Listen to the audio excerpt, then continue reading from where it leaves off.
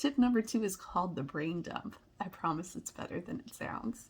I want you to write down on a piece of paper or in your phone, whatever works for you, someplace that you're not going to lose this and forget about it. I want you to write down everything that's swirling around in your brain that you have to do. Just dump it out in no particular order, or, divide it into quadrants and make categories. Whatever you want to do, just dump it out. We want to put it down on paper for 2 reasons.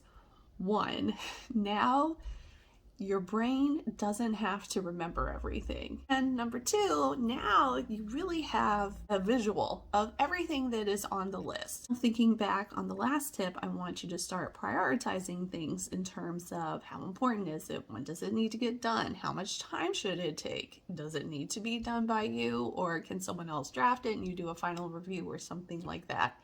And start kind of mapping out what needs to be done that day. I know it sounds like a lot. You're asking me to do all this, and this is going to help me manage my time by giving me something else to do. I get it. Now I want you to plan out everything that will actually fit into the time you have available today. No more than 6 productive hours. And check your calendar. If you're in a lot of meetings during the day, you better reduce that. So let's start with, what's a practical amount of time that you could actually spend on your task list?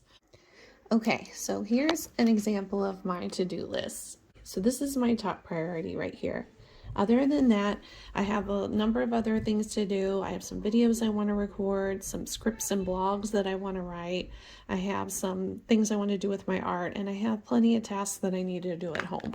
So I would love to get this all done today, but that is not even humanly possible. And if I'm under stress, that's going to prevent me from accessing the creative part of my brain that I need for doing some of these things and for really focusing on my clients. So I'm going to go through and kind of mark what will realistically fit into my day. And here we go. I've just chosen to highlight the things that are most important so that my eye is immediately drawn to those. That's my to-do list today. That's just an example of how you can approach yours. As you're going through your list, I want you to go ahead and map it out kind of like I did and figure out what you can actually fit into the day that's reasonable. And you take a step back and stop thinking about, you have to do everything, you personally have to do it, and you have to do it all right now. You can actually see that there's more possibilities available than you initially thought of.